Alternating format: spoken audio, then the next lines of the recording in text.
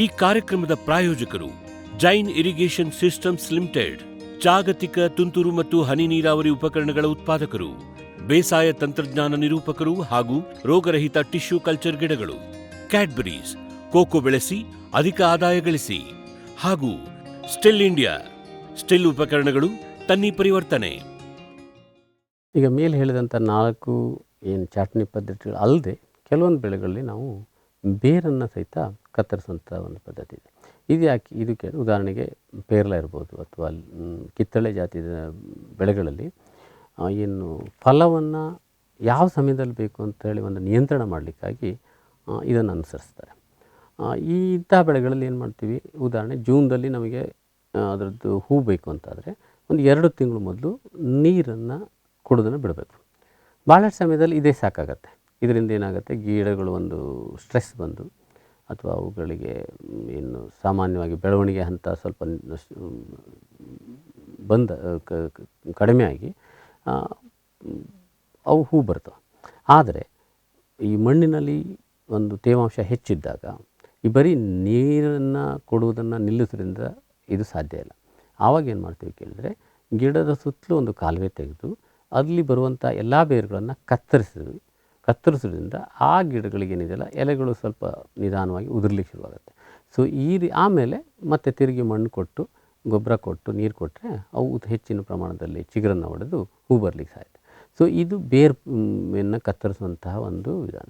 So ಇದು ಕೆಲವೇ ಬೆಳೆಗಳಲ್ಲಿ ಮಾಡ್ತೀವಿ. ಆದರೆ ನೆನ್ಪಿಟ್ಕೊಳ್ಳಿ, ಈ ರೀತಿ ಪದೇ ಬೇರನ್ನು ಕತ್ತರಿಸೋದ್ರಿಂದ ಗಿಡಗಳ ಒಂದು ಬೆಳವಣಿಗೆಯಲ್ಲಿ ಸ್ವಲ್ಪ ನಿಯಂತ್ರಣ ಬಂದು ಕುಬ್ಜೆ ಆಗುವಂಥ ಸಾಧ್ಯತೆ ಇದೆ. ಇದನ್ನು ಪ್ರತಿ ವರ್ಷ ಮಾಡೋದನ್ನು ಆದಷ್ಟು ತಪ್ಪಿಸಬೇಕು. ಕೆಲವೊಂದೇ ಸಂದರ್ಭದಲ್ಲಿ ಇದನ್ನು ಮಾಡ್ಬೋದು. ಸೊ ಇದಿಷ್ಟು ನಾವು ಗಿಡಗಳ ಚಾಟಣಿ ಅಥವಾ ಪ್ರೂನಿಂಗ್ ಮತ್ತು ಟ್ರೈನಿಂಗ್ ಬಗ್ಗೆ ನಾವು ತಿಳ್ಕೊಳ್ಬೇಕಾದಂತಹ ಮುಖ್ಯವಾದಂಥ ಮಾಹಿತಿಗಳು. ಬಹುವಾರ್ಷಿಕ ಬೆಳೆಗಳಲ್ಲಿ ಇನ್ನೊಂದು ಮುಖ್ಯವಾದಂತಹ ವಿಚಾರ ಅಂತಂದರೆ ಫ್ರೂಟ್ಫುಲ್ನೆಸ್ ಅಥವಾ ಅನ್ಫ್ರೂಟ್ಫುಲ್ನೆಸ್ ಅಂತೇಳಿ. ಈ ಒಂದು 2 ಶಬ್ದಗಳ ಅರ್ಥವನ್ನು ಮತ್ತು ಇದರಿಂದ ಏನು ನಮ್ಮ ಗಿಡಗಳ ಫಲವತ್ತತೆ ಮೇಲೆ ಅಥವಾ ಇಳುವರಿ ಮೇಲೆ ಆಗುವಂಥ ಪರಿಣಾಮಗಳ ಬಗ್ಗೆ ಅಭ್ಯಾಸ ಮಾಡಬೇಕಾಗಿದೆ. ಫ್ರೂಟ್ಫುಲ್ನೆಸ್ ಅಥವಾ ಫಲಪ್ರದವಾಗುವಿಕೆ ಅಂದರೆ ಏನು? ನೀವು ಯಾವುದೇ ಒಂದು ಗಿಡಗಳನ್ನು ತೆಗೆದುಕೊಂಡ್ರೆ ಈ ಗಿಡಗಳನ್ನು 3 ಹಂತದಲ್ಲಿ ನಾವು ನೋಡ್ಬೋದು. ಒಂದು, ಗಿಡದ ಬೀಜ ಮೊಳಕೆಯೊಡೆಯೋದು, ಅಲ್ಲಿಂದ ಮೊಳಕೆಯೊಡೆದು ಅಲ್ಲಿಂದ ಏನು ಬೆಳವಣಿಗೆ ಹಂತ ಅಂತೀವಿ, ಅಲ್ಲಿಂದ ಬೆಳವಣಿಗೆ ಹಂತದಿಂದ ದಾಟಿ ಮುಂದೆ ಏನು ಅಡಲ್ಟ್ ಫೇಸ್ ಅಂತೀವಲ್ಲ, ಅದು ಹೂವು ಮತ್ತು ಕಾಯಿ ಬಿಡುವಂಥ ಹಂತ. ಅಂದರೆ ಬೀಜ, ಬೆಳವಣಿಗೆ ಹಂತ ಮತ್ತು ಹೂ ಬಿಡುವಂಥದ್ದು. ಅಥವಾ ಏನು ಬಾಲ್ಯಾವಸ್ಥೆ, ನಮ್ಮ ಪ್ರಾಣಿಗಳಲ್ಲಿ ಇದನ್ನು ಕಾಣ್ಬೋದು. ಮಗು ಹುಟ್ಟುವುದು, ಅಲ್ಲಿಂದ ಬಾಲ್ಯಾವಸ್ಥೆ ಮತ್ತು ಪ್ರೌಢಾವಸ್ಥೆ. ಇದೇ ರೀತಿ ಗಿಡಗಳು ಸಹಿತ 3 ಹಂತಗಳನ್ನು ಕಾಣ್ಬೋದು: ಬೀಜ, ಬಾಲ್ಯಾವಸ್ಥೆ ಅಥವಾ ಬೆಳವಣಿಗೆ ಹಂತ ಮತ್ತು ಪ್ರೌಢಾವಸ್ಥೆ, ಹೂ ಮತ್ತು ಕಾಯಿ ಬಿಡುವಂಥದ್ದು. ಈಗ ಸಾಧಾರಣವಾಗಿ ಒಂದು ವಾರ್ಷಿಕ ಬೆಳೆಗಳಲ್ಲಿ ಬೀಜ ಬಿತ್ತಿದ ನಂತರ ಕೆಲವೊಂದು 15 ದಿವಸ, 20 ದಿವಸ, 1 ತಿಂಗಳದೊಳಗಡೆ ಬೆಳವಣಿಗೆ ಆಗುತ್ತೆ. ಅಲ್ಲಿಂದ ಹೂ ಬರುತ್ತೆ. ಹೂ ಬಂದ ನಂತರ ಏನಾಗುತ್ತೆ, ಹೂ ಬಂದು ಕಾಯಾಗಿ 1 ತಿಂಗಳನ್ನೋ 2 ತಿಂಗಳಲ್ಲೋ ಕಾಯಾಗಿ ಅದು ಕಾಯಿ ಮಾಗಿ ಬೀಜ ಆಗುತ್ತೆ. ಗಿಡ ಸಾಯ್ತದೆ. ಅಂದರೆ ಕೊನೆಯ ಹಂತ ಏನಕ್ಕೆ ಸಾಯುವ ಹಂತ ಸೆನೆಸ್ ಅಂತ ಅಂತೀವಿ. ಈ ರೀತಿ ಮುಕ್ತಾಯ ಆಗ್ಬಿಡುತ್ತೆ. ಆದರೆ ಬಹುವಾರ್ಷಿಕ ಬೆಳೆಗಳಲ್ಲಿ ಹೀಗಲ್ಲ. ಬೀಜ ನಾಟಿದ ನಂತರ ಗಿಡ ಉತ್ಪತ್ತಿ ಆಗುತ್ತೆ. ಕೆಲವಾರು ವರ್ಷಗಳ ಕಾಲ ಬೆಳವಣಿಗೆ ಆಗುತ್ತೆ, ಎಲೆ ಉತ್ಪತ್ತಿ ಆಗುತ್ತೆ. ನೀವು ಏನೇ ಮಾಡಿ ಆ ಸಮಯದಲ್ಲಿ ಹೂವಾಗೋದಿಲ್ಲ. ಅದರ ನಂತರ ಇದು ಹೂ ಬರಲಿಕ್ಕೆ ಶುರುವಾಗುತ್ತೆ. 5 ರಿಂದ 7, 8 ವರ್ಷದಲ್ಲಿ ಹೂ ಬರುತ್ತೆ. ಹೂ ಬಂದ ನಂತರ ಸೈಕಲ್ನಲ್ಲಿ, ಅಂದ್ರೆ 1 ವರ್ಷದಲ್ಲಿ 1 ಸಾರಿ ಹೂ ಬರುತ್ತೆ, ಆಮೇಲೆ ಬೇರೆ ಒಂದು ಸಮಯದಲ್ಲಿ ಅಥವಾ ಅದೇ ಸಮಯದಲ್ಲಿ ಎಲೆ ಬರುತ್ತೆ, ಹೊಸ ಚಿಗುರು ಬರುತ್ತೆ. ಆಮೇಲೆ ಮತ್ತೆ ಮುಂದಿನ ವರ್ಷ ಈ ಚಿಗುರುಗಳು ಬಲಿತು, ಎಲೆಗಳು ಬಲಿತು ಹೂ ಬರುತ್ತೆ. ಈ ರೀತಿಯಾಗಿ ಒಂದು ರೀತಿ ಸೈಕಲ್ ರೀತಿಯಲ್ಲಿ, ಚಕ್ರಾಕಾರದಲ್ಲಿ ನಾವು ಹೂ ಬರೋದು, ಕಾಯಿ ಬರೋದು ಈ ರೀತಿ ನಡೆದಿರುತ್ತೆ. ಆದರೆ ನಾವೊಂದು ನೋಡುವಂಥದ್ದು ಕೆಲವೊಂದು ಭಾಳಷ್ಟು ಗಿಡಗಳಲ್ಲಿ ಏನು ಕೇಳಿದರೆ, ಚಿಗುರು ಬರುತ್ತೆ ಆದರೆ ಕಾಯೇ ಬರಲ್ಲ, ಹೂ ಆಗುತ್ತೆ ಆದರೆ ಮುಂದೆ ಫಲ ಬರಲ್ಲ. ಇದು ಯಾಕೆ? ಸೊ ಇದನ್ನು ಅಭ್ಯಾಸ ಮಾಡೋದು ಏನು ಕೇಳಿದರೆ, ನಾವು ಈ ಒಂದು ಈ ವಿಷಯದ ಉದ್ದೇಶ. ಒಂದು ಗಿಡದಲ್ಲಿ ಹೂವಾದ ನಂತರ ಅಥವಾ ಹೂವು ಆಗೋದು ಮತ್ತು ಹೂವಾದ ನಂತರ ಆ ಹೂವು ಕಾಯಿಯಾಗಿ ನಮಗೆ ಅದನ್ನು ಏನು ಕಟಾವು ಮಾಡಲಿಕ್ಕೆ ಬರುವಂಥ ಒಂದು ಇದೇನು ಸ್ಥಿತಿ ಇದೆಯಲ್ಲ, ಇದಕ್ಕೆ ಫಲಪ್ರದವಾಗುವಿಕೆ ಅಂಥೇಳಿ. ಒಂದು ಗಿಡ ಫಲಪ್ರದ ಆಗಬೇಕು ಅಂದರೆ ಬರೀ ಹೂ ಬಿಟ್ಟರೆ ಇಲ್ಲ, ಬರೀ ಗಿಡ ಬೆಳೆದ್ರೆ ಉಪಯೋಗ ಇಲ್ಲ, ಇದು ಹೂ ಬರಬೇಕು. ಹೂ ಬಂದ್ರಷ್ಟೇ ಉಪಯೋಗ ಇಲ್ಲ, ಹೂವಿಂದ ಕಾಯಿ ಆಗಬೇಕು. ಭಾಳಷ್ಟು ಸಾರಿ ಕಾಯಿ ಮುಂದೆ ಕೊನೆವರೆಗೆ ಮಾಗುವ ಹಂತದವರೆಗೆ ನಿಲ್ಲಲ್ಲ, ಅದು ಬಿದ್ದೋಗುತ್ತೆ. ಇದು ಕಾಯಾದಂಥದ್ದು, ಕಾಯಿ ಕಚ್ಚಿದಂಥದ್ದು ಮುಂದೆ ಕಟಾವರಿಗೆ ಮಾಗುವವರೆಗೆ ನಿಂತಿತು ಅಂದರೆ ಅದು ಆ ಗಿಡ ಫಲಪ್ರದ ಅಂತೀವಿ. ಸೊ ಈ ಫಲಪ್ರದವಾಗಲಿಕ್ಕೆ ಬಹಳಷ್ಟು ಸಮಯದಲ್ಲಿ ಇದು ಫಲಪ್ರದ ಆಗೋದಿಲ್ಲ, ಅಫಲಪ್ರದವಾಗುವಂಥದ್ದು ಅಂತೇಳಿ, ಅನ್ಫ್ರೂಟ್ಫುಲ್ನೆಸ್ ಅಂತೇಳಿ. ಇದು ಭಾಳಷ್ಟು ಹಣ್ಣಿನ ಗಿಡಗಳಲ್ಲಿ, ಭಾಳಷ್ಟು ಬಹುವಾರ್ಷಿಕ ಗಿಡಗಳಲ್ಲಿ ಸಾಮಾನ್ಯವಾದಂಥದ್ದು. ಇನ್ನು ದೊಡ್ಡ ಗಿಡ ಇದೆ, 4-5 ಕಾಯಿ ಬರುತ್ತೆ, ಅಥವಾ ಒಂದೊಂದು ವರ್ಷ ಕಾಯಿನೇ ಬರೋದಿಲ್ಲ. ಮಾವಿನಲ್ಲಿ ನೀವು ಸಾಮಾನ್ಯವಾಗಿ ನೋಡ್ತೀವಿ, ಒಂದು ವರ್ಷ ಕಾಯಿ ಬಂದರೆ ಮತ್ತೊಂದು ವರ್ಷ ಕಾಯಿ ಬರಲ್ಲ. ಇದೆಲ್ಲ ಯಾಕೆ ಅನ್ನುವಂಥದ್ದನ್ನು ಅಭ್ಯಾಸ ಮಾಡಿದರೆ ನಾವೊಂದು ನಮ್ಮ ತೋಟದ ಒಂದು ಉತ್ಪನ್ನವನ್ನು ಹೆಚ್ಚಿನ ಪ್ರಮಾಣದಲ್ಲಿ ಬೆಳೀಲಿಕ್ಕೆ, ಅದು ಪಡೀಲಿಕ್ಕೆ ಸಹಾಯವಾಗುತ್ತೆ. ಇದಕ್ಕೆ ಕಾರಣಗಳನ್ನು ನೋಡಿದಾಗ ನೀವು 2 ರೀತಿ ಕಾರಣ, ಈ ರೀತಿ ಅಫಲಪ್ರದವಾಗಲಿಕ್ಕೆ ಕಾರಣಗಳೇನು ಅಂತ ನೋಡಿದಾಗ 2 ರೀತಿ ಕಾರಣಗಳು. ಒಂದು ಆಂತರಿಕ ಕಾರಣಗಳು, ಒಂದು ಬಾಹ್ಯ ಕಾರಣಗಳು ಅಂತೇಳಿ. ಈ ಬಾಹ್ಯ ಕಾರಣಗಳು ಒಂದು ಯಾವುದು ಕೇಳಿದ್ರೆ ಅದು ಏನು ವಾತಾವರಣದಲ್ಲಿ ಕಾರಣಗಳಿರ್ಬೋದು, ಮಣ್ಣಿನ ಕಾರಣಗಳಿರ್ಬೋದು. ವಾತಾವರಣ ಕಾರಣ ಅಂದರೆ ಟೆಂಪ್ರೇಚರ್ ಅಥವಾ ತಾಪಮಾನದಲ್ಲಿ ಬದಲಾವಣೆ ಆದಾಗ. ಸೊ ಯಾವುದೇ ಒಂದು ಬೆಳೆಗೆ ಒಂದು ನಿರ್ದಿಷ್ಟ ಬೇಕಾದಂಥ ನಿರ್ದಿಷ್ಟ ತಾಪಮಾನ ಅಂತ ಇರುತ್ತೆ. ಇದು ಬಿಟ್ಟು ವ್ಯತ್ಯಾಸ ಆದಾಗ ಕಡಿಮೆ ಆದರೂ ತೊಂದರೆ ಆಗುತ್ತೆ, ಹೆಚ್ಚಾದರೂ ತರುತ್ತೆ. ನೀವು ಟೊಮ್ಯಾಟೊ ಇರ್ಬೋದು ಅಥವಾ ಮೆಣಸಿನಕಾಯಿ ಬರೋದು ಮಳೆಗಾಲದಲ್ಲಿ ಬೆಳೆದಾಗ, ಚಳಿಗಾಲದಲ್ಲಿ ಬೆಳೆದಾಗ ಏನೂ ತೊಂದರೆ ಇಲ್ಲ.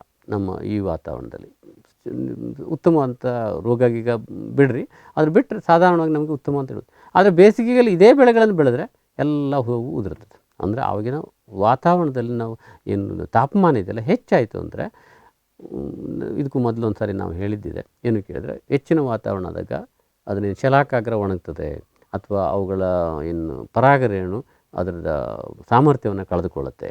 ಈ ಕಾರಣದಿಂದ ಆಗ್ಬೋದು. ಇಲ್ಲ ಹೆಚ್ಚಿನ ಮಳೆ ಬಂದರೆ ಏನು ಶಲಾಕಾಗ್ರ ತೊಳೆದು ಹೋಗ್ಬಿಡುತ್ತೆ, ಪರಾಗ ಏನು ರೇಣುಗಳಿಂದ ತೊಳೆದು ಹೋಗ್ಬಿಡುತ್ತೆ. ಇದರಿಂದ ಸಹಿತ ಪಾಲಿನೇಷನ್ ಆಗಲ್ಲ, ಪರಾಗಸ್ಪರ್ಶ ಕ್ರಿಯೆ ಆಗೋದಿಲ್ಲ. ಸೊ ಈ ಕಾರಣದಿಂದ ಇರ್ಬೋದು. ಇಲ್ಲ ಏನು ಪರಾಗಸ್ಪರ್ಶ ಆಗಲಿಕ್ಕೆ ಏನು ಕೀಟಗಳ ಅವಶ್ಯಕತೆ ಇದೆಯಲ್ವ, ಅವುಗಳು ಸಾಕಷ್ಟು ಪ್ರಮಾಣದಲ್ಲಿ ಲಭ್ಯ ಇಲ್ಲದೆ ಇದ್ದರೆ, ಅಥವಾ ನೀವು ಕೆಲವೊಂದು ಸಾರಿ ಏನು ಸಿಂಪರಣೆ ಮಾಡ್ತೀರಿ, ಬೆಳಗಾವನ್ನು ಹೊತ್ತನ್ನು ಸಿಂಪರಣೆ ಮಾಡೋದ್ರಿಂದ ಪರಾಗಸ್ಪರ್ಶ ಆಗೋಲ್ಲ, ಆ ಸಮಯದಲ್ಲಿ ಸಹಿತ ಆಗ್ಬೋದು ಪರಾಗಸ್ಪರ್ಶಕ್ಕೊಂದರಿಂದ.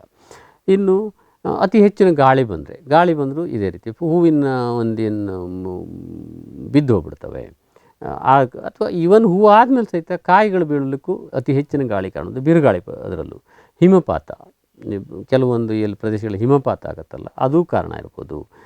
ಇಲ್ಲ ಕೆಲವೊಂದು ಸಾರಿ ಗಿಡಗಳನ್ನು ಸಾಕಷ್ಟು ಪ್ರಮಾಣದಲ್ಲಿ ಬೆಳಕಿಲ್ಲದೆ ಇದ್ದಲ್ಲಿ ಬೆಳೆದಾಗ ಹೂವಾಗುವಂಥ ಸಾಧ್ಯತೆ. ನಾನು ಇದಕ್ಕೂ ಮೊದಲು ಒಂದು ಸಾರಿ ಹೇಳ್ತಾ ಇದ್ವಿ, ಏನು ಕೇಳಿದರೆ ಅಂತರ ಬೆಳೆಯಾಗಿ ಕೆಲವೊಂದು ಬೆಳೆಗಳನ್ನು ಬೆಳೆದಾಗ ಅವುಗಳಿಗೆ ಸಾಕಷ್ಟು ಪ್ರಮಾಣದಲ್ಲಿ ಬೆಳಕು ಲಭ್ಯ ಇಲ್ಲದಿದ್ದರೆ ಗಿಡ ಬೆಳೀತದೆ, ಆದರೆ ಹೂವಾಗಲ್ಲ, ಹೂವಾದರೂ ಸಹಿತ ಕಾಯಾಗಲ್ಲ.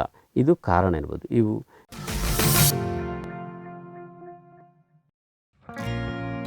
ಜೈನ್ ಇರಿಗೇಷನ್ ಸಿಸ್ಟಮ್ಸ್ ಲಿಮಿಟೆಡ್ ಭಾರತದ ಹನಿ ನೀರಾವರಿ ತಂತ್ರಜ್ಞಾನದ ಪ್ರಥಮ ಪ್ರವರ್ತಕ, ಜಗತ್ತಿನ ಅತಿ ದೊಡ್ಡ ಸ್ಪ್ರಿಂಕ್ಲರ್ಸ್ ಉತ್ಪಾದಕ ಕಂಪನಿ. ಸಂರಕ್ಷಿತ ಕೃಷಿಯಲ್ಲಿ ಹಸಿರು ಮನೆಗಾಗಿ ಮಿಸ್ಟರ್, ಫಾಗರ್, ಫ್ಯಾನ್ ಮತ್ತು ಪ್ಯಾಡ್ ಹಾಗೂ ನೆರಳು ಮನೆ, ಸ್ವಯಂಚಾಲಿತ ನೀರಾವರಿ ವ್ಯವಸ್ಥೆ ಮತ್ತು ರಸಾವರಿ ತಂತ್ರಜ್ಞಾನ. ಕೃಷಿಯಲ್ಲಿ ನೀರಿನ ಸಮರ್ಪಕ ಬಳಕೆ ಹಾಗೂ ಉಳಿತಾಯಕ್ಕೆ ಮತ್ತೊಂದು ಹೆಸರು ಜೈನ್.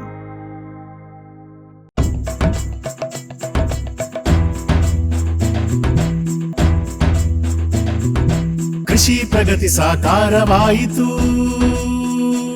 ಸ್ಟಿಲ್ ತಂತ್ರಜ್ಞಾನದಿ ಸಾಧ್ಯವಾಯಿತು, ಬದಲಾವಣೆಗೆ ಕಾಲ ಕೂಡಿ ಬಂತು. ಸ್ಟಿಲ್ ಉಪಕರಣಗಳು ತನ್ನಿ ಪರಿವರ್ತನೆ.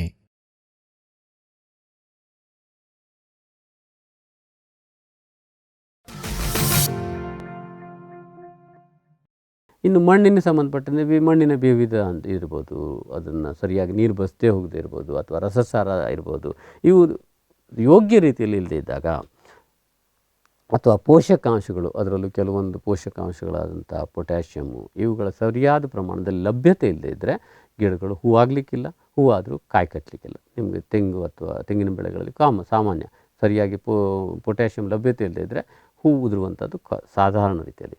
ಸೊ ಈ ರೀತಿಯಾಗಿ ಹೂವು ಆಗೋದಿರ್ಬೋದು, ಹೂವಿನ ಬೆಳವಣಿಗೆ ಇರ್ಬೋದು, ಅಥವಾ ಕಾಯಿ ಕಚ್ಚುವುದಿರ್ಬೋದು, ಇವೆಲ್ಲದಕ್ಕೂ, ಅಥವಾ ಕಾಯಿಯ ಬೆಳವಣಿಗೆ ಇರ್ಬೋದು, ಇವಕ್ಕೆಲ್ಲ ಪೋಷಕಾಂಶಗಳು ಸಹಿತ ಮುಖ್ಯವಾದಂಥ ಪಾತ್ರವನ್ನು ವಹಿಸ್ತವೆ.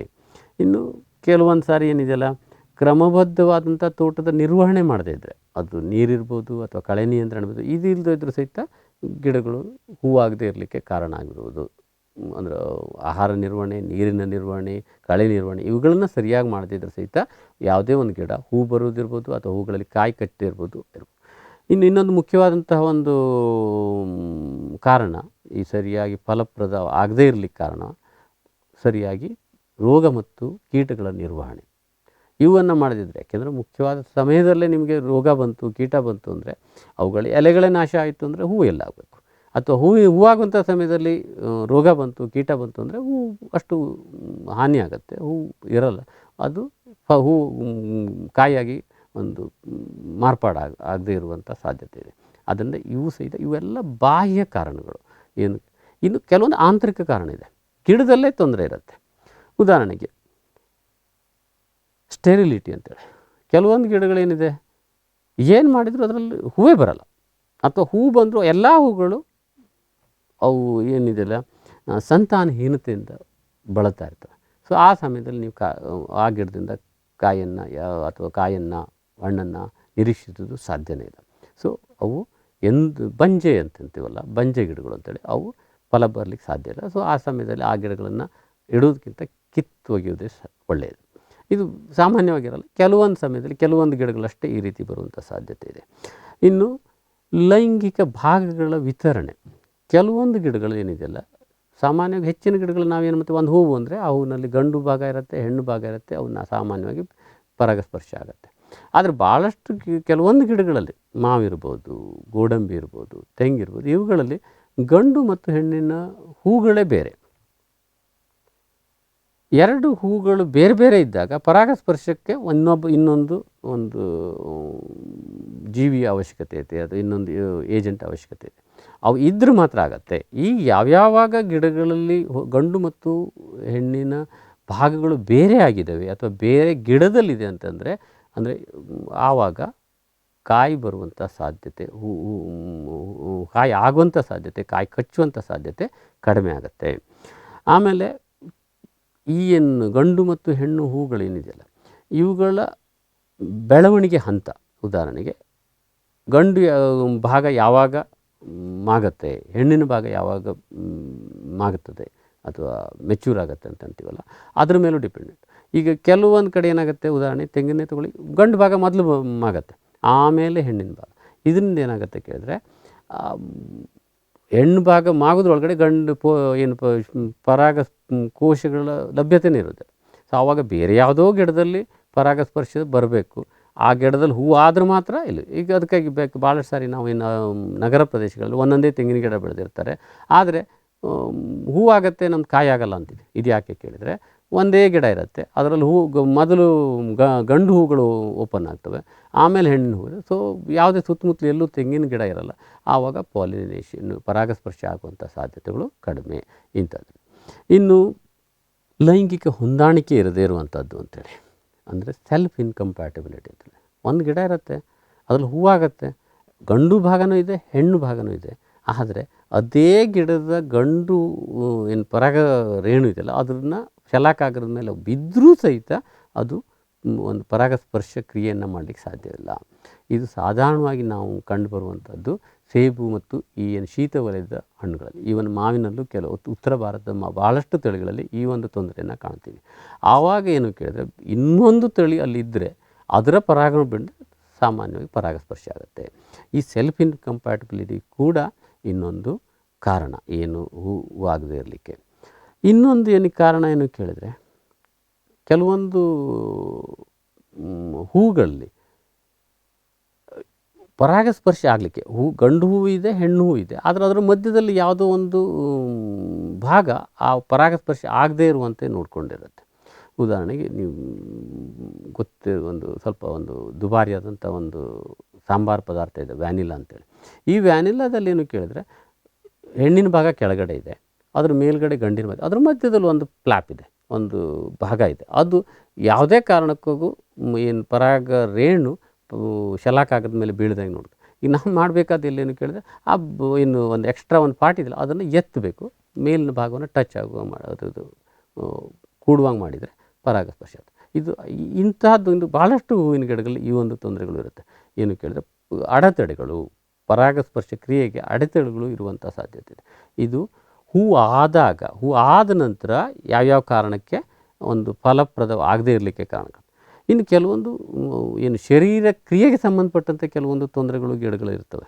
ಇದರಲ್ಲಿ ಏನು ಕೇಳಿದ್ರೆ ಉದಾಹರಣೆಗೆ ಒಂದು ಗಿಡದಲ್ಲಿ ಎಷ್ಟು ಕಾರ್ಬನ್ ಅಂಶ, ಎಷ್ಟು ಸಾರಜನಕದ ಅಂಶ ಅಂತೇಳಿ. ಈಗೇನು ಒಂದು ಗಿಡ ಎಲೆ ಬರುತ್ತೆ, ಎಲೆ ಬಂದಾಗ ಒಂದು ದ್ಯುತಿಸಂಶ್ಲೇಷಣೆ ಆಗುತ್ತೆ, ಫೋಟೋಸಿಂಥಸಿಸ್ ಆಗುತ್ತೆ, ಅದರಿಂದ ಕಾರ್ಬೋಹೈಡ್ರೇಟ್ ಉತ್ಪತ್ತಿ ಆಗುತ್ತೆ. ಆವಾಗ ಏನು ಗಿಡದಲ್ಲಿ ಕಾರ್ಬನ್ ಅಂಶ ಹೆಚ್ಚಾಗುತ್ತೆ, ಕಾರ್ಬೋಹೈಡ್ರೇಟ್ ಅಂಶ ಹೆಚ್ಚಾಗುತ್ತೆ. ಈ ಕಾರ್ಬೋಹೈಡ್ರೇಟ್ ಅಂಶ ಹೆಚ್ಚಾದಾಗೆಲ್ಲವ ಅಂದರೆ ಸಂಗ್ರಹಿತ ಆಹಾರದ ಪ್ರಮಾಣ ಹೆಚ್ಚಾಗುತ್ತೆ. ಈ ಸಂಗ್ರಹಿತ ಆಹಾರದ ಪ್ರಮಾಣ ಹೆಚ್ಚಾದ್ರೆ ಅದು ಹೂ ಬರುವಂಥ ಸಾಧ್ಯತೆ ಇದೆ. ಇದು ಯಾಕೆಂದರೆ ಏನಾದರೂ ಆಗಲೇಬೇಕಲ್ವ, ಇದು ಹೂವಾಗುವಂಥ ಸಾಧ್ಯತೆ ಇದೆ. ಈ ಕಾರ್ಬೋಹೈಡ್ರೇಟ್ನ ಅಂಶ ಎಷ್ಟು ಹೆಚ್ಚು ಗಿಡದಲ್ಲಿ ಉತ್ಪತ್ತಿ ಆಗುತ್ತೋ ಅದು ಮತ್ತು ಸಾರಜನಕದ ಪ್ರಮಾಣ. ಸಾರಜನಕ ಯಾವಾಗ ನೆಲದಿಂದ ಗಿಡ ತಗೊಳ್ತದೆ, ಸಾರಜನಕವನ್ನು ತಗೊಳ್ತದೆ. ಆ ಸಾರಜನಕದ ಪ್ರಮಾಣ ಎಷ್ಟಿರ್ತದಲ್ಲ, ಈ ಕಾರ್ಬೋಹೈಡ್ರೇಟ್ ಮತ್ತು ಸಾರಜನಕದ ಪ್ರಮಾಣ ಯಾವ್ಯಾವಾಗ ಹೆಚ್ಚಿರ್ತದಲ್ಲ, ಅಂದರೆ ಹೆಚ್ಚು ಕಾರ್ಬೋಹೈಡ್ರೇಟ್ ನೈಟ್ರೋಜನ್ಗಿಂತ ಹೆಚ್ಚಿರ್ತದಲ್ಲ, ಆವಾಗೆಲ್ಲ ಗಿಡ ಹೂವಾಗ್ಲಿಕ್ಕೆ ಸಾಧ್ಯತೆ ಇದೆ. ಯಾವ್ಯಾವಾಗ ಒಂದು ಸಾರಿ ಹೂವಾಯಿತು, ಕಾಯಿ ಆಯಿತು ಅಂದರೆ ಸಂಗ್ರಹಿತ ಕಾರ್ಬೋಹೈಡ್ರೇಟ್ಗಳ ಪ್ರಮಾಣ ಕಡಿಮೆ ಆಗುತ್ತೆ, ಆವಾಗ ನೈಟ್ರೋಜನ್ ಪ್ರಮಾಣ ಹೆಚ್ಚಾಗುತ್ತೆ. ಆವಾಗ ಏನಾಗುತ್ತೆ, ಗಿಡಗಳು ಹೂವಾಗ್ಲಿಕ್ಕೆ ಸಾಧ್ಯ ಇಲ್ಲ. ಆವಾಗ ಯಾವಾಗಲೂ ಬೆಳವಣಿಗೆ ಆಗುತ್ತೆ, ಅಂದರೆ ಎಲೆಗಳ ಪ್ರಮಾಣ ಹೆಚ್ಚಾಗುತ್ತೆ. ಈ CN ರೇಷಿಯೋ ಅಂತೀವಿ, ಇದು ಕಾರ್ಬೋಹೈಡ್ರೇಟ್ ಮತ್ತು ಸಾರಜನಕದ ಪ್ರಮಾಣಕ್ಕೆ CN ರೇಷಿಯೋ. ಈ CN ರೇಷಿಯೋ ಯಾವ್ಯಾವಾಗ ಹೆಚ್ಚಿರ್ತಲ್ಲ ಆವಾಗೆಲ್ಲ ಗಿಡ ಹೂ ಬರುತ್ತೆ. ಯಾವ್ಯಾವಾಗ CN ರೇಷಿಯೋ ಕಡಿಮೆ ಆಗ್ತಾ ಹೋಗ್ತದಲ್ಲ, ಭಾಳಷ್ಟು ಕಾರಣದಿಂದ ಆಗುತ್ತೆ. ರೋಗ ಬಂದರೂ CN ರೇಷಿಯೋ ಕಡಿಮೆ ಆಗುತ್ತೆ, ಅಥವಾ ಹಿಂದಿನ ವರ್ಷ ಹೂ ಹೆಚ್ಚಾದರೂ ಸಹಿತ CN ರೇಷಿಯೋ ಕಡಿಮೆ ಆಗುತ್ತೆ. ರೋಗ ಬಂದರೆ ಯಾಕೆ ಕೇಳಿದ್ರೆ ಎಲೆಗಳ ಪ್ರಮಾಣ ಕಡಿಮೆ ಆದರೆ ಆಹಾರವನ್ನು ಉತ್ಪತ್ತಿ ಮಾಡಲಿಕ್ಕೆ ಸಾಧ್ಯ ಇಲ್ಲ, ಅಥವಾ ನಿಮ್ಮದು ಕೊಟ್ಟಂತಹ ಪೋಷಕಾಂಶಗಳ ಕೊರತೆ ಆದರೆ ಹೆಚ್ಚಿನ ಒಂದು ಕಾರ್ಬೋಹೈಡ್ರೇಟ್ ಅಥವಾ ಆಹಾರ ಉತ್ಪತ್ತಿ ಆಗಲಿಕ್ಕೆ ಸಾಧ್ಯ ಇಲ್ಲ. ಈ CN ರೇಷಿಯೋ ಸಹಿತ ಒಂದು ಗಿಡ ಹೂವಾಗುತ್ತೋ ಇಲ್ಲೋ, ಹೂವಾದರೆ ಆ ಹೂಗಳು ಕಾಯಾಗಿ ಕನ್ವರ್ಟ್ ಆಗ್ತವೋ ಇಲ್ಲೋ ಇದನ್ನು ನಿರ್ಧಾರ ಮಾಡುತ್ತೆ. ಕ್ಯಾಡ್ಬರಿ ಚಾಕೊಲೇಟಿನ ಮೂಲ ಅಂಶ ಕೋಕೋ. ನಿಮ್ಮ ಆದಾಯ ದ್ವಿಗುಣಕ್ಕೆ ಕೋಕೋ ಒಂದು ಉತ್ತಮ ಬೆಳೆ. ಅಂತರ ಬೆಳೆ, ಏಕ ಬೆಳೆಯಾಗಿ ಕರ್ನಾಟಕದೆಲ್ಲೆಡೆ ಕೋಕೋ ಬೆಳೆಯಬಹುದು. ಹೈಬ್ರಿಡ್ F1 ಗಿಡಗಳ ಪೂರೈಕೆ ಮತ್ತು ಕೋಕೋ ಬೀಜ ಖರೀದಿ ಕ್ಯಾಡ್ಬರಿಯಿಂದ. ಲಕ್ಷಾಂತರ ಎಕರೆ ಬೆಳೆ ವಿಸ್ತರಣೆಗೆ ಇದೇ ಅವಕಾಶ. ಈ ಸದಾವಕಾಶವನ್ನ ಸದ್ಬಳಕೆ ಮಾಡಿಕೊಳ್ಳಿ.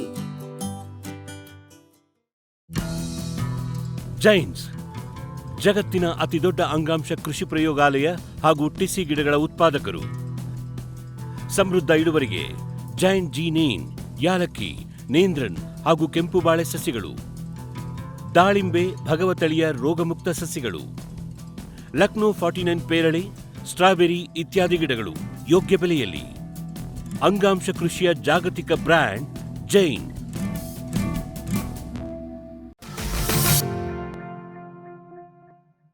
ಈ ಪ್ರತಿಯೊಂದು ಗಿಡದಲ್ಲೂ ಅವುಗಳ ಒಂದು ನಿಯಮಿತ ಕ್ರಿಯೆಗಳನ್ನು ನಿರ್ಧರಿಸಲಿಕ್ಕೆ ಸಸ್ಯ ಪ್ರಚೋದಕಗಳು ಅಂತ ಒಂದು ರಾಸಾಯನಿಕಗಳಿವೆ. ಇವು ಏನು ಮಾಡ್ತವೆ ಕೇಳಿದ್ರೆ, ಈಗ ಒಂದು ಗಿಡ ಬೆಳೀತಾ ಇದೆ, ಅಥವಾ ಒಂದು ಗಿಡ ಹೊಸ ಎಲೆಯನ್ನು ಉತ್ಪತ್ತಿ ಮಾಡ್ತಾ ಇದೆ, ಅಥವಾ ಒಂದು ಗಿಡ ಹೂವಾಗ್ತಾ ಇದೆ, ಇವೆಲ್ಲವನ್ನು ನಿರ್ಧರಿಸುವಂಥದ್ದು. ಅಥವಾ ಒಂದು ಗಿಡ ಎತ್ತರ ಆಗ್ತಾ ಇದೆ, ಒಂದು ಗಿಡ ಕುಬ್ಜ ಆಗಿದೆ, ಒಂದು ಗಿಡ ಬೇರು ಬರ್ತಾ ಇದೆ, ಒಂದು ಕಾಂಡವನ್ನು ನೆಲದಲ್ಲಿಟ್ಟಾಗ ಅದು ಬೇರು ಬರ್ತಾ ಇದೆ, ಇವೆಲ್ಲವನ್ನು ನಿರ್ಧರಿಸುವಂಥದ್ದು ಸಸ್ಯ ಪ್ರಚೋದಕಗಳು ಅಂತೇಳಿ. ಈ ಯಾವ್ಯಾವ ಪ್ರಚೋದಕಗಳಿದೆ ಇದು ಬೇರೆ ಒಂದು ಸಂದರ್ಭದಲ್ಲಿ ನೀವು ಅಭ್ಯಾಸ ಮಾಡಿರ್ತೀರಿ. ಈ ಸಸ್ಯ ಪ್ರಚೋದಕಗಳು ಮತ್ತು ಪ್ರತಿರೋಧಕಗಳ ನಡುವಿನ ಒಂದು ಅನುಪಾತ ಏನಿದೆಯಲ್ಲ, ಈಗ ನಾವು ಕಾರ್ಬೋಹೈಡ್ರೇಟ್ ಮತ್ತು ನೈಟ್ರೋಜನ್ಗಳ ಅನುಪಾತದ ಬಗ್ಗೆ ಅಭ್ಯಾಸ ಮಾಡ್ತೀವಿ. ಇದೇ ರೀತಿಯಾಗಿ ಪ್ರಚೋದಕಗಳು ಮತ್ತು ಪ್ರತಿರೋಧಕಗಳ ನಡುವಿನ ಅನುಪಾತ ಸಹಿತ ಒಂದು ಗಿಡ ಹೂವಾಗತ್ತೋ ಇಲ್ವೋ ಅಥವಾ ಹೂವಾದರೆ ಅದು ಕಾಯಿ ಆಗುತ್ತೋ ಇಲ್ವೋ ಅನ್ನೋದನ್ನು ನಿರ್ಧರಿಸುತ್ತೆ. ಯಾವಾಗಲೂ ಪ್ರಚೋದಕಗಳೇನಿದೆಯಲ್ಲ, ಅದು ನಾರ್ಮಲಿ ಪ್ರಚೋದಕಗಳು ನಾವು ಯಾವುದಂತ ಕೇಳಿದರೆ ಆಕ್ಸಿನ್ನು, ಜಿಬ್ಬರ್ಲಿನ್ನು ಮತ್ತು ಸೈಟೋಕೈನ್ ಅಂತೇಳಿ 3 ರೀತಿಯ ಪ್ರಚೋದಕಗಳಂತೀವಿ. ಇನ್ನು ಪ್ರತಿರೋಧಕಗಳಲ್ಲಿ ಎಬ್ಸಿಸಿಕ್ ಆ್ಯಸಿಡ್ ಇದೆ, ಸಾಧಾರಣವಾಗಿ ನೈಸರ್ಗಿಕ ಆಗಿರುವಂಥದ್ದು. ಇವುಗಳ ಏನು ಅನುಪಾತ ಇದೆಯಲ್ಲ, ಇದು ಗಿಡ ಹೂವಾಗುತ್ತೋ ಇಲ್ಲ ಅಂತೇಳಿ. ಯಾವ್ಯಾವಾಗ ಪ್ರಚೋದಕಗಳ ಪ್ರಮಾಣ ಹೆಚ್ಚಿರ್ತದಲ್ಲ ಆವಾಗ ಗಿಡ ಬೆಳವಣಿಗೆ ಆಗುತ್ತೆ, ಅಂದರೆ ಎಲೆಗಳನ್ನು ಉತ್ಪತ್ತಿ ಮಾಡುತ್ತೆ, ಚಿಗುರನ್ನು ಉತ್ಪತ್ತಿ ಮಾಡುತ್ತೆ. ಯಾವ್ಯಾವಾಗ ಪ್ರತಿರೋಧಕಗಳ ಪ್ರಮಾಣ ಇದು ಹೆಚ್ಚಾಗಿರ್ತದೋ ಆವಾಗೆಲ್ಲ ಹೂವಾಗಿ ಬೆಳವಣಿಗೆ ಆಗುತ್ತೆ. ಸೊ ಇದು ನಿಜವಾಗಿ ಇದೊಂದು ನಮಗೆ ಇನ್ನೂವರೆಗೆ ಭಾಳಷ್ಟು ಒಂದು ವಿಜ್ಞಾನಿಗಳ ಸಹಿತ ಒಂದು ಅರ್ಥ ಆಗದೇ ಇರುವಂಥದ್ದು. ಒಂದು ಗಿಡವನ್ನು ಹೂ ಬರುವಂಥ ಮಾಡಲಿಕ್ಕೆ ಏನು ಬದಲಾವಣೆ ಮಾಡೋದ್ರಿಂದ ಸಾಧ್ಯತೆ ಇದೆ ಅಂತೇಳಿ ಭಾಳಷ್ಟು ಜನ ಅಂತಾರೆ. ಫ್ಲೋರಿಜನ್ ಅಂತ ಹೇಳುವಂಥ ಒಂದು ಹಾರ್ಮೋನ್ ಇದೆ ಇದನ್ನು. ಬಟ್ ಇದರ ಸ್ವರೂಪ ಏನು, ಇದನ್ನು ಹೇಗೆ ಉತ್ಪತ್ತಿ ಮಾಡಬೇಕು, ಇದನ್ನು ಯಾವಾಗ ಗಿಡಗಳಿಗೆ ಕೊಟ್ಟರೆ ಹೂವಾಗತ್ತೆ ಅನ್ನೋದನ್ನು ಇನ್ನೂ ನಮ್ಮ ಹತ್ರ ಕಂಡುಹಿಡಲಿಕ್ಕೆ ಸಾಧ್ಯ ಇರೋದು. ಆದರೂ ಸಹಿತ ನಾವು ಈ ಏನು ಪ್ರತಿರೋಧಕಗಳನ್ನು ಪ್ರಮಾಣವನ್ನು ಹೆಚ್ಚು ಮಾಡೋದ್ರಿಂದ ಗಿಡವನ್ನು ಹೂ ಬರುವ ಹಾಗೆ ಮಾಡಬಹುದು ಅಂತೇಳಿ ಒಂದು ತಿಳ್ಕೊಂಡಂಥ ವಿಷಯ. ಇನ್ನು ಓಕೆ, ಒಂದು ಇಷ್ಟೆಲ್ಲ ನಾವು ತಿಳ್ಕೊಂಡ್ವಿ ಏನು ಕಾರಣಗಳು ಅಂತೇಳಿ. ಇದು ಹೇಗೆ ಮ್ಯಾನೇಜ್ ಮಾಡೋದು, ಹೇಗೆ ನಿರ್ವಹಣೆ ಮಾಡೋದು ಅಂತಂದರೆ, ಯಾವುದೇ ಒಂದು ತೋಟವನ್ನು ಅಥವಾ ಹಣ್ಣಿನ ಬೆಳೆ ಇರೋದು ಅಥವಾ ಈ ತೋಟಗಳನ್ನು ಸರಿಯಾಗಿ ನಿರ್ವಹಣೆ ಮಾಡ್ದಲ್ಲಿ ಅವುಗಳು ನಿಯಮಿತವಾಗಿ ಫಲ ಕೊಡಲಿಕ್ಕೆ ಸಾಧ್ಯತೆ, ಹೂ ಮತ್ತು ಫಲ ಕೊಡಲಿಕ್ಕೆ ಸಾಧ್ಯತೆ. ಯಾವುದೇ ಸಮಯದಲ್ಲಿ ನಾವು ನಿರ್ಲಕ್ಷ್ಯ ಮಾಡಿದ್ವಿ, ಅದು ನೀರು ಕೊಡೋದಿರ್ಬೋದು, ಕಾಲಕ್ಕೆ ನಾನು ಹೇಳೋದು ಯಾವ ಕಾಲದಲ್ಲಿ ಕೊಡಬೇಕು ಆ ಕಾಲದಲ್ಲಿ ಕೊಟ್ಟರೆ, ಯಾವ ಕಾಲದಲ್ಲಿ ಪೋಷಕಾಂಶಗಳನ್ನು ಕೊಡಬೇಕು ಆ ಕಾಲದಲ್ಲಿ ಕೊಟ್ಟರೆ, ಸರಿಯಾದ ಪ್ರಮಾಣದ ಸಾವಯವ ಮತ್ತು ರಾಸಾಯನಿಕಗಳ ಒಂದು ಪ್ರಮಾಣದಲ್ಲಿ ಸರಿಯಾಗಿ ಕೊಟ್ಟರೆ, ಅಥವಾ ನಾವು ಸಾವಯವ ಬೆಳಿತೀವಿ ಅಂದರೆ ಕಾಲಕ್ಕೆ ಸಾವಯವ ಗೊಬ್ಬರವನ್ನು ಕೊಟ್ಟಾಗ, ಮಣ್ಣಿನಲ್ಲಿ ಫಲವತ್ತತೆಯನ್ನು ಸರಿಯಾಗಿ ರಕ್ಷಣೆ ಆ ತೋಟಗಳಲ್ಲಿ ಈ ಒಂದು ಅಫಲಪ್ರದವಾಗುವಂಥ ತೊಂದರೆಯೇ ಇಲ್ಲ. ಸೊ ಕಾಲಕ್ಕೆ ತೋಟಗಳ ನಿರ್ವಹಣೆಯನ್ನು ಸರಿಯಾಗಿ ಮಾಡೋದು ಒಂದು ಮುಖ್ಯವಾದಂಥ ಒಂದು ಪರಿಹಾರ. ಇನ್ನೆರಡನೇದು ಕೇಳಿದರೆ, ಯಾವ ತೋಟಗಳಲ್ಲಿ ಇನ್ನು ಈ ಗಿಡಗಳು ಸರಿಯಾಗಿ ಫಲ ಬರ್ತಾ ಇಲ್ವಲ್ಲ ಅಂಥ ತೋಟಗಳಲ್ಲಿ, ಅಂಥ ಗಿಡಗಳಲ್ಲಿ ಸರಿಯಾದ ರೀತಿಯಲ್ಲಿ ಚಾಟಣಿ ಮಾಡೋದು. ಈಗ ಉದಾಹರಣೆಗೆ ಮಾವಿನ ತೋಟದಲ್ಲಿ ನಾವು ಸಾಧಾರಣವಾಗಿ ಚಾಟಣಿ ಮಾಡುವಂಥ ನಮ್ಮದು ಸಲಹೆ ಇಲ್ಲ. ಯಾವಾಗ ನಾವು ಇಂಥ ತೋಟಗಳಲ್ಲಿ ಸರಿಯಾಗಿ ಫಲ ಬರ್ತಾ ಇಲ್ಲ ಅಂತಲ್ಲ ಅಂಥ ಸಮಯದಲ್ಲಿ ಚಾಟಣಿ ಮಾಡೋದು ಸಹಿತ ಒಂದು. ಯಾಕೆಂದರೆ ಮಾವಿನಲ್ಲಿ 1 ವರ್ಷ ಫಲ ಬರುತ್ತೆ, 1 ವರ್ಷ ಬರಲ್ಲ. ಅಂದರೆ ಯಾವ ವರ್ಷ ಫಲ ಬಂದ ನಂತರ ಆ ಒಂದು ಫಲ ಬಂದಂಥ ಕಾಂಡಗಳು ಏನು ತುದಿ ಇರುತ್ತದಲ್ಲ ಅದನ್ನು ಚಾಟಣಿ ಮಾಡೋದ್ರಿಂದ ಸಹಿತ ನಾವು ಫಲ ಬರುವಾಗ ಮುಂದಿನ ವರ್ಷ ಹೊಸ ಒಂದು ಚಿಗುರು ಬಂದು ಅದರಲ್ಲಿ ಎಲೆ ಬಂದು ಅವು ಮುಂದಿನ ವರ್ಷ ಫಲ ಬರಲಿಕ್ಕೆ ತಯಾರಾಗ್ತವೆ. ಇನ್ನೊಂದೇನು ಕೇಳಿದರೆ, ಕೆಲವೊಂದು ಬೆಳೆಗಳಲ್ಲಿ ಮಾತ್ರ ಸಾಧ್ಯತೆ ಇದೆ. ಗಿಡದ ತೋಟದಲ್ಲಿ ಹೊಗೆಯನ್ನು ಹಾಕೋದ್ರಿಂದ, ಮಾವಿನ ತೋಟದಲ್ಲಿ ಇದು ಕೆಲವೊಂದು ದೇಶಗಳಲ್ಲಿ ಇದು ಪ್ರಚಲಿತ ಇದೆ. ಏನು ಕೇಳಿದರೆ, ಯಾವಾಗ ಅದು ಹೊಸ ಒಂದು ಮೊಗ್ಗು ಬರ್ತದಲ್ಲ, ಹೂವಿನ ಮೊಗ್ಗು ಬರುವಂಥ ಸಮಯದಲ್ಲಿ ಯಾವಾಗಲೂ ಇದೇನಿದೆ, ಪ್ರತಿಯೊಂದು ಗಿಡದಲ್ಲೂ ಎಲ್ಲ ಒಂದು ಚಿಗುರುಗಳು ಏನಿದೆಲ್ಲ ಅವಷ್ಟು ಬೆಳವಣಿಗೆ ಆಗಲಿಕ್ಕೆ ಇರುವಂಥ ಮೊಗ್ಗುಗಳು. ಆ ಒಂದು ಗಿಡದ ಆಂತರಿಕ ಒಂದು ಪರಿಸ್ಥಿತಿಯನ್ನು ಆಧರಿಸಿ ಆ ಮೊಗ್ಗು ಆಗ್ತದೋ ಅಥವಾ ಹೂವಿನ ಮೊಗ್ಗಾಗುತ್ತೋ ಅಂತ ಹೇಳೋದು ನಿರ್ಧರಿಸುತ್ತೆ. ಈ ಸಮಯದಲ್ಲಿ ಯಾವಾಗ ಏನು ಚಿಗುರೇನಿದೆಯಲ್ಲ ಹೂವಿನ ಮೊಗ್ಗಾಗಿ ಬದಲಾವಣೆ ಆಗ್ತದಲ್ಲ ಆ ಸಮಯದಲ್ಲಿ ಏನಾದರೂ ತೋಟದಲ್ಲಿ ಹೊಗೆ ಹಾಕೋದ್ರಿಂದ ಕಾರ್ಬನ್ ಡೈಆಕ್ಸೈಡನ್ನು ಪ್ರಮಾಣವನ್ನು ಹೆಚ್ಚು ಮಾಡೋದು ಅಂತೇಳಿ. ಇದನ್ನು ಮಾಡೋದ್ರಿಂದ ಆ ಮೊಗ್ಗು ಹೂವಿನ ಮೊಗ್ಗಾಗಿ ಬದಲಾವಣೆ ಆಗುವಂಥ ಸಾಧ್ಯತೆ ಇದೆ. ಅದೇ ನೀವು ಇದ್ರ ಬದಲಿಗೆ ಗಿಡಕ್ಕೆ ಏನಾದರೂ ಸಾರಜನಕರ ಪ್ರಮಾಣವನ್ನು ಹೆಚ್ಚಿಗೆ ಕೊಟ್ಟರೆ ಅಂದರೆ ಅದು ಹೂವಿನ ಮೊಗ್ಗು ಆಗಿದ್ದರೂ ಸರಿ ಮೊಗ್ಗಾಗಿ ಬದಲಾವಣೆ ಆಗುವಂಥ ಸಾಧ್ಯತೆ ಇದ್ದರೆ ಅದು ತಿರುಗಿ ಮತ್ತು ಚಿಗುರಾಗಿ ಬದಲಾವಣೆ ಆಗುವಂಥ ಸಾಧ್ಯತೆ ಇದೆ. ಅದಕ್ಕಾಗಿ ನಾನು ಹೇಳಿದ್ನಲ್ವ, ಸರಿಯಾದ ಸಮಯದಲ್ಲಿ ಗೊಬ್ಬರವನ್ನು ಕೊಡೋದು ಬಹಳ ಮುಖ್ಯ. ಸೊ ಇನ್ನೊಂದೇನು ಕೇಳಿದ್ರೆ, ಈ ಗಿಡಗಳಿಗೆ ಏನು ನಾವು ಚಿಗುರು ಆಗ್ಬೋದು ಅಂತೇನು ಹೂ ಬರಲಿಕ್ಕಿಲ್ಲ ಅಂತ ಅನ್ನುವಂಥ ಗಿಡಗಳಿಗೆ ಸಸ್ಯ ಪ್ರತಿರೋಧಕಗಳನ್ನು ನೆಲಕ್ಕಾದರೂ ಇಲ್ಲ ಗಿಡಗಳಿಗಾದರೂ ಸಿಂಪರಣೆ ಮಾಡೋದ್ರಿಂದ ಸಾಕಷ್ಟು ಪ್ರತಿರೋಧಕಗಳಿದೆ. ಉದಾಹರಣೆಗೆ ಮಾವಿನಂಥ ಬೆಳೆಯಲ್ಲಿ ನಾವು ಪ್ಯಾಕ್ಲೋಬ್ಯೂಟ್ರಸಾಲ್ ಅಂತೀವಿ. ಈ ಪ್ಯಾಕ್ಲೋಬ್ಯೂಟರ್ಸಾಲನ್ನು ಮಣ್ಣಿಗೆ ಸೇರಿಸೋದ್ರಿಂದ ಇದು ಒಂದು ರೀತಿ ಪ್ರತಿರೋಧಕವಾಗಿ, ಬೇರು ಪ್ರತಿರೋಧಕವಾಗಿದ್ದರೆ ಬೇರಿನ ಬೆಳವಣಿಗೆಯನ್ನು ನಿಯಂತ್ರಣ ಮಾಡುತ್ತೆ. ಅದರಿಂದ ಏನು ಕೇಳಿದ್ರೆ ಅದು ಹೂ ಬರಲಿಕ್ಕೆ ಸಹಾಯ ಮಾಡುತ್ತೆ. ಅಥವಾ ಸೈಕೋಸಿಲ್ ಅಂತಿದೆ, ಕ್ಲೋರೋಕೋಲಿನ್ ಕ್ಲೋರೈಡ್ ಅಂತೇಳಿ, ಇದನ್ನು ಗಿಡಗಳಿಗೆ ಸ್ಪ್ರೇ ಮಾಡೋದ್ರಿಂದ, ಅಥವಾ ಟ್ರಯೋಯ್ಡು ಬೆನ್ಸೋಯಿಕ್ ಆ್ಯಸಿಡ್ ಅಂತಿದೆ, ಟೀಬಾ ಅಂತೇಳಿ, ಇವುಗಳನ್ನು ಗಿಡಗಳಿಗೆ ಏನು ಹೊಸ ಚಿಗುರು ಬರ್ತಲ್ಲ, ಹೊಸ ಹೂವಿನ ಮೊಗ್ಗು ಬರುವಂಥ ಸಮಯದಲ್ಲಿ ಸಿಂಪರಣೆ ಮಾಡಿದರೆ ಅವು ಹೆಚ್ಚಿನ ಪ್ರಮಾಣದಲ್ಲಿ ಹೂ ಬರಲಿಕ್ಕೆ ಸಹಾಯ ಮಾಡ್ತವೆ. ಸೊ ಈ ರೀತಿ ಇವೆಲ್ಲ ಕ್ರಮಗಳನ್ನು ಕೈಗೊಂಡಲ್ಲಿ ನಮ್ಮ ತೋಟವನ್ನು ಸರಿಯಾಗಿ ಪ್ರತಿ ವರ್ಷ ನಿಯಮಿತ ಪ್ರಮಾಣದಲ್ಲಿ, ಯಾಕೆಂದ್ರೆ ನಮಗೆ ಯಾವಾಗಲೂ ಒಂದು ಗಿಡದಲ್ಲಿ ಹೆಚ್ಚಿನ ಹೂ ಬರೋದು ಇಂಪಾರ್ಟೆಂಟ್ ಅಲ್ಲ. ಒಂದು ವರ್ಷ ಹೆಚ್ಚು ಹೂ ಬಂದು ಮುಂದಿನ ವರ್ಷ ಬರೋದಿಲ್ಲ. ಇದನ್ನು ಹೆಚ್ಚು ಹೂ ಬಂದಾಗ ಥಿನ್ನಿಂಗ್ ಮಾಡ್ಬೋದು. ಇನ್ನೊಂದು ನಮಗೆ ಸಾಧ್ಯತೆ ಏನು ಕೇಳಿದ್ರೆ, ಒಂದು ಗಿಡದಲ್ಲಿ ಭಾಳ ಹೂವಾಯಿತು ಅಂತಂದರೆ ಆ ಗಿಡದಲ್ಲಿ ಒಂದಷ್ಟು ಹೂವಿನ ಗೊಂಚೆಗಳನ್ನು ತೆಗೆದುಬಿಟ್ವಿ ಅಂದರೆ ಆ ಗಿಡದಲ್ಲಿ ಇರುವಂತಹ ಆಹಾರವನ್ನು ಉಪಯೋಗಿಸ್ಕೊಂಡು ಒಂದಷ್ಟು ಕಾಯಿ ಬರುತ್ತೆ. ಮುಂದಿನ ವರ್ಷ ಸಹಿತ ಒಂದು ಸ್ವಲ್ಪ ಆಹಾರ ಉಳ್ಕೊಳ್ಳುತ್ತೆ, ಅದು ಮುಂದಿನ ವರ್ಷ ಹೂ ಬರಲಿಕ್ಕೆ ಸಹಾಯತೆ. ಇದು ರೆಗ್ಯುಲೇಷನ್, ಕ್ರಾಪ್ ರೆಗ್ಯುಲೇಷನ್ ಅಂತೀವಿ, ನಿಯಂತ್ರಣ ಮಾಡೋದು ಕ್ರಾಪನ್ನು. ಸೊ ಆ ಮೂಲಕ ಸಹಿತ ನಾವು ಸರಿಯಾದ ನಿಯಮಿತ ರೀತಿಯಲ್ಲಿ ಗಿಡಗಳು ಫಲವನ್ನು ಕೊಡಲಿಕ್ಕೆ ಬರುವಂತೆ ಮಾಡಬಹುದು. ಈ ಕಾರ್ಯಕ್ರಮದ ಪ್ರಾಯೋಜಕರು ಜೈನ್ ಇರಿಗೇಷನ್ ಸಿಸ್ಟಮ್ಸ್ ಲಿಮಿಟೆಡ್, ಜಾಗತಿಕ ತುಂತುರು ಮತ್ತು ಹನಿ ನೀರಾವರಿ ಉಪಕರಣಗಳ ಉತ್ಪಾದಕರು, ಬೇಸಾಯ ತಂತ್ರಜ್ಞಾನ ನಿರೂಪಕರು ಹಾಗೂ ರೋಗರಹಿತ ಟಿಶ್ಯೂ ಕಲ್ಚರ್ ಗಿಡಗಳು, ಕ್ಯಾಡ್ಬರೀಸ್, ಕೋಕೋ ಬೆಳೆಸಿ ಅಧಿಕ ಆದಾಯ ಗಳಿಸಿ, ಹಾಗೂ ಸ್ಟಿಲ್ ಇಂಡಿಯಾ, ಸ್ಟಿಲ್ ಉಪಕರಣಗಳು ತನ್ನಿ ಪರಿವರ್ತನೆ.